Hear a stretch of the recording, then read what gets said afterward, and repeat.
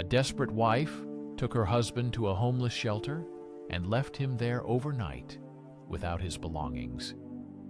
It was the final decisive step, risky and desperate. A few days later, while checking the surveillance cameras, she couldn't believe what she saw. The footage revealed unexpected events that overturned her understanding of the situation. Hello, everyone. Welcome to Tales Unveiled. Today, I am excited to share a new story with you. Let's begin. It will be interesting and instructive for all. Mark was on a roll, or at least that's what he tried to convince himself. He sat hunched over the computer, hands trembling, immersed in the numbers on the screen. The screen was filled with bright and persistent numbers. He was drawn into a matter he couldn't fully explain even to himself, although he called it investing. Anna, Mark's wife of 10 years, knew the truth. These nightly sessions, accompanied by takeout containers and empty promises, were a problem destroying their life. She thought it couldn't get any worse, but when her gaze fell on the empty velvet box, her heart clenched with pain. The box held Mark's grandmother's antique family ring since their wedding, but now it was gone. Without a doubt, the ring had ended up in a pawn shop. It was the last straw in a series of neglects and mistakes that were ruining their relationship and life. Everything seemed hopeless. The story was just beginning, and the consequences of this decision were yet to be revealed. More will unfold later. Stay tuned for developments. Her eyes slid over the faded inscription, "Always and Forever." A bitter laugh escaped her. How many always had he already sacrificed? How many forevers had he already gambled away? This was not a mistake or a bad night. It was a painful pattern, hurting them both. Logic didn't help. Tears didn't help. How had gambling become so destructive? Stakes used to be sharp thrills. Now they were an anchor pulling down. He was pulling down not only himself but Anna as well. Her fingers reached for the phone before courage could fade. There was only one chance left. "Sarah, this is Anna. I don't know what else to do. Mark won't listen. All the savings and the retirement fund are just numbers on a screen to him now." Sarah's voice, on the other end of the line, was a mix of sympathy and firm determination. Sarah worked at a shelter in the city center and had seen the devastation caused by addiction. "Dear, I understand this seems radical, but sometimes decisive measures are necessary. Bring him tomorrow, under some pretext. From there, everything depends on you. We can try to give him a dose of reality. It won't be easy, but it's necessary." She decided to be attractive, hoping this would finally open his eyes. It was her last desperate attempt, hoping that the loved one was still alive inside him. The worn-out taxi screeched to a stop at their house. Anna wasted no time and immediately began putting the plan into action. Mark suspected nothing. He considered it a funny trifle, part of his VIP access to the new mysterious casino. He decided not to tell Anna. She wouldn't understand the thrill of surprise. Looking at his suit, he got into the taxi. Mark imagined the high-stakes games that awaited him. But the taxi suddenly stopped at a dilapidated building, and his confidence wavered. His phone and wallet were left with Anna. He found himself trapped, unable to object in time. Two strong men stood on either side, their grip surprisingly firm. "Come on, buddy. It's time to go," one rasped. He was led into the building. He looked out the window. Delusion overtook him. This was not a casino district with neon lights and promises of wealth. Instead of sparkle and glamour, there was only a flickering pawn shop sign and abandoned display windows. His stomach churned as his escorts led him onto the cracked sidewalk beneath the shop sign. The words etched above the dingy awning struck him hard. Hope, well, homeless, shelter. His breath caught in his throat. Shelter. What a cruel joke. A mistake. Mark, a social worker for years, dedicated to helping others, was now trapped among them. His frantic eyes searched for an escape route, but the taxi was already pulling away, leaving him alone with his escorts. Anna had been more ruthless than he ever imagined. The shelter was nothing like he had imagined. Doors locked for safety, harsh lights glaring, the smell of disinfectant heavy in the air, and a restless buzz of people. But it was the eyes he couldn't forget. The woman slumped on a bench, her vacant stare, or the man with shaking hands begging desperately for spare change. His expensive suit felt absurd here. His thoughts were a blur of broken sleep and panicked dreams, where Anna's face constantly taunted him. One afternoon, he saw Anna pull up outside, a flash of their old life. Rage flared inside him, then quickly fizzled out. How had he fallen so far? She had to do this to him, make him one of the very people he once helped. Mark's world had turned upside down in a cruel twist of fate. "Do you mind if we join you?"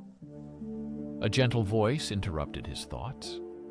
A thin woman with kind eyes sat next to him, while a younger man stood protectively nearby. "I'm Eleanor, and this is my son Tom," she said softly. Mark mumbled his name, surprised by her warmth. He wasn't used to kindness in this place. "We heard you talking to an intake worker yesterday," Eleanor continued. "It seemed like you've been in places like this before." Mark shifted uncomfortably, avoiding the topic. He didn't want to discuss how he ended up here. Their story spilled out in hesitant fragments, his past filled with pain and loss. Her husband had lost their retirement fund. A lifetime of work vanished in a blink of an eye. It promised a sure thing. Tom muttered bitterly. "High returns, low risk, all the usual lies," Tom said, his voice filled with bitterness. A knot of shame tightened in Mark's stomach. He knew those lies well. Days later, Eleanor approached him, clutching a worn paperback in her hands. "They have a group thing in the rec room. You should come," she said gently. "It might do you some good," she added. He wanted to scoff, but her eyes held unexpected steel and sincerity. Ray's smile could not have been worse than the sullen grimace he wore every time the news came in. Something was clearly troubling Mark, and the question hung in the air. Irritation flashed across his face. But before he could answer, he heard Tom struggle to utter a desperate phone call from the corridor. "Kate, I don't know how much longer I can hold on," he said on the phone to his ex-partner, begging for help. It was a sign of his desperation. That night, the thrill of gambling gripped him like claws. Eleanor's face floated in his mind. "They're coming, the players," she said sadly. At first, stories, failures, wrong decisions, and then, well, you'll see for yourself. The realization hit him with icy clarity. This was not a game. These were bets. This was who he was becoming. Mark understood. He was wrong, but he could fight and help others. He wasn't going to let them down. Soon, an opportunity to help appeared. Eleanor was filling out paperwork, struggling with the maze of aid forms, but Mark managed. He delved deeper, uncovering a loophole, a small chance for subsidized housing for those whose hardships were so severe that they deserved support. This was the beginning of his struggle and helping others who found themselves in a similar situation. It was a big gamble, almost hopeless, but a spark ignited when Tom saw his mother's face brighten and the frown disappear. "How did you find out?" Mark whispered. Tom squinted and said he knew this place all too well, too. Tom guessed that Mark was another player who had lost everything. Mark hesitated between lying and risking breaking Eleanor's trust. "Something like that," Mark admitted. Rumors quickly spread through the worn-out housing complex, people whispering, calling Mark a former housing worker. A few days later, a line formed outside Mark's door, people holding eviction notices and eyes full of despair. They lost benefits and got lost in the maze of bureaucracy, and Mark now knew how to handle it. It was almost pleasant to use old skills not for profit and dependency, but to help those the system tries to break. Those sleepless nights were different. The thrill still tormented him like phantom pain from a past life. He tried to leave the past behind. But the faces of those he helped, a woman with trembling hands, holding an approved application, and a tired father, holding back tears, were stronger than anything. These faces became his support. One night, desire turned into a panic attack, and he found himself on the floor, gasping for breath, the world seeming to spin around its axis. An old man with missing teeth appeared, who understood battles both in shabby apartments and in Vegas casinos. He offered a bitter drink that calmed the mind. Meanwhile, Anna doubted whether she had done the right thing, wondering if she had gone too far. Sarah, her friend from the shelter, got surveillance footage for her.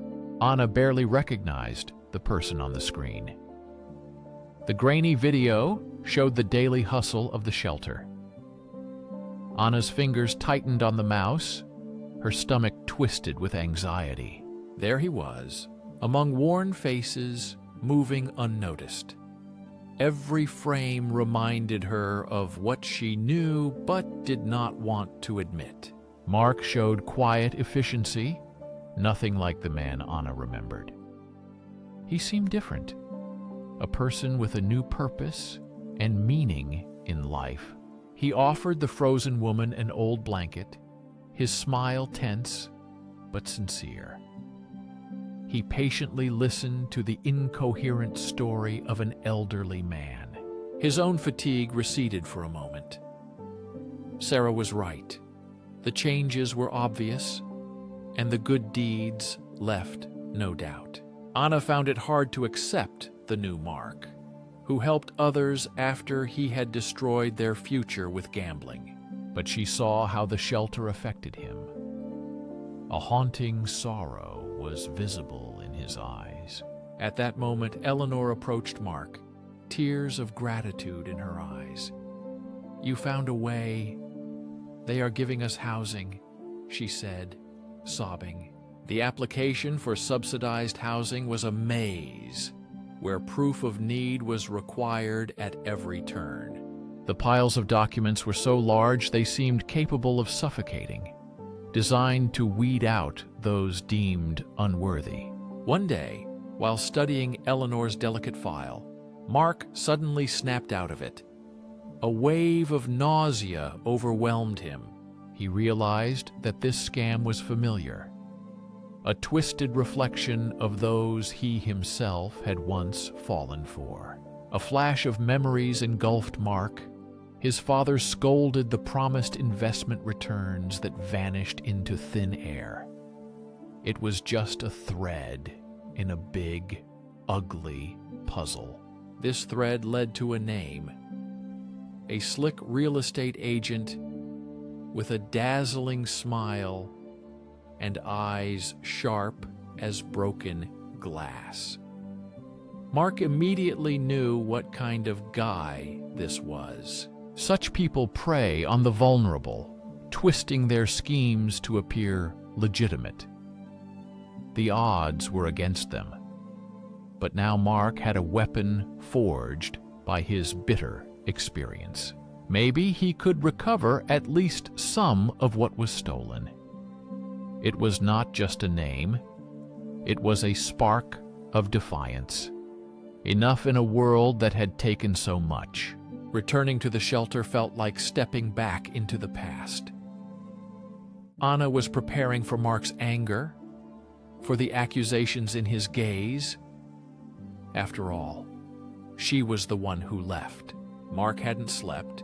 His suit was wrinkled, his eyes red from exhaustion, but there was a steel determination in them, the kind that appeared even before he met Anna. His voice trembled at first, then sounded confident. Words mean nothing now.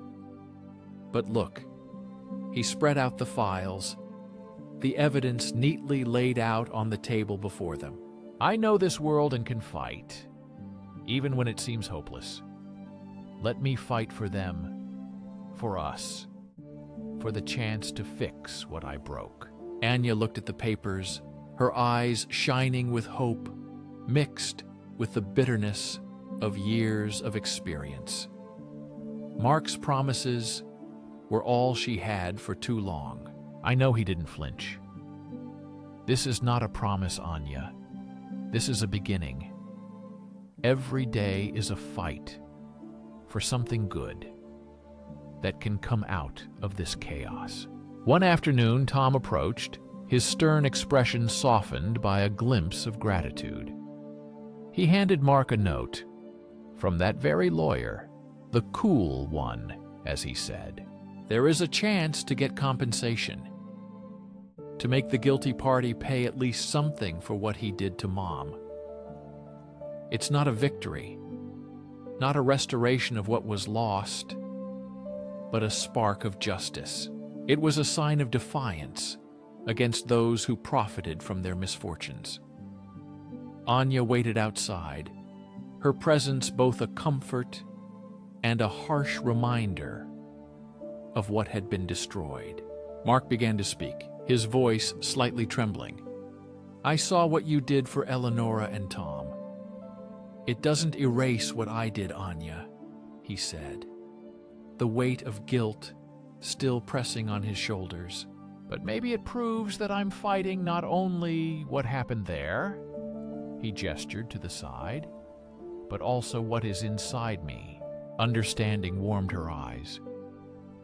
Sometimes, she said, her voice growing stronger, internal battles leave the deepest wounds, but they teach us to heal.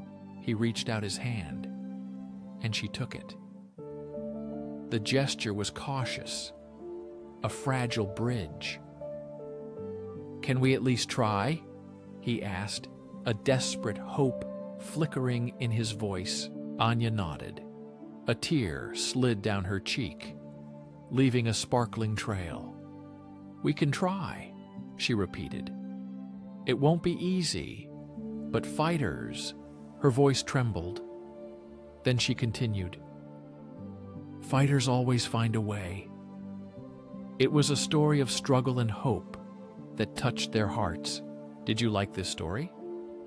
Click the like button and subscribe to the channel to see more. Write in the comments one word describing how you feel.